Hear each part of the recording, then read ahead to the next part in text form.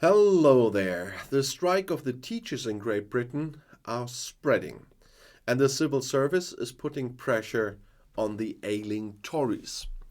Reports of strikes in the UK's NHS continue, but other public sector workers are also walking out, including education workers. And many of them find themselves in dire financial straits in the tight economic climate, where countless others in Britain, yes, they are sliding into poverty.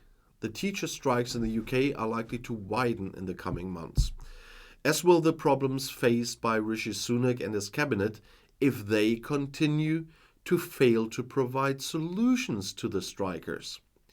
There have already been strikes in the British education system. However, over the coming months, the number of work stoppages will continue to increase. Members of the national education unions have decided to go on strike across England and Wales in February and March in 2023. Other groups of representatives in the education sector are also willing to strike. In Northern Ireland, other unions such as the UTU, the INTO, and the NASUWT voted to strike, as The Guardian reports. The members of the Educational Institute of Scotland, the EIS, had recently struck repeatedly. Various sectors of the civil service and the Conservatives around Prime Minister Rishi Sunak are in open conflict there. The NEU, the UK's largest teachers' union, is calling for fairer wages. There are calls from the Association for wage increases above inflation, which is leaving many education workers in existential financial distress. It is demanded that the higher wages be financed from the government's budget around Rishi Sunak and not from that of the schools. The Guardian speaks in a report of tired, overworked and undervalued. The reasons for teacher strikes on the island are the same as in the healthcare or at the railways. The reaction of the government around Rishi Sunak to the strikes in the public sector has hardened the fronts because there are still no significant concessions, but instead plans to restrict the right to strike.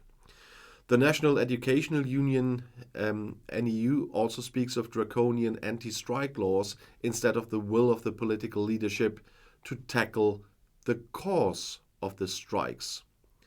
You can see it similarly in the crisis-ridden health sector and other areas of the public service. A recent statement by NEU said, "It's not about a pay rise, it's about correcting historical real wage cuts.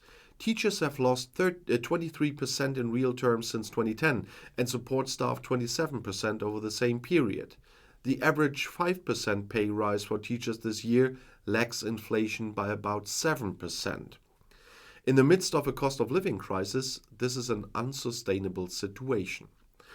And meanwhile, Education Secretary Gillian Keegan described the strike as deeply disappointing for children and parents.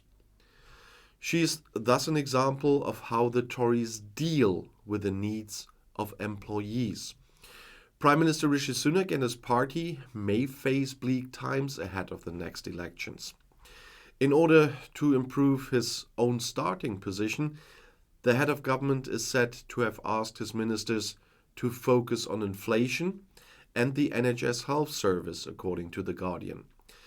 The hardship among the Tories is great, also because the financial hardship of employees in large parts of the public sector is even greater.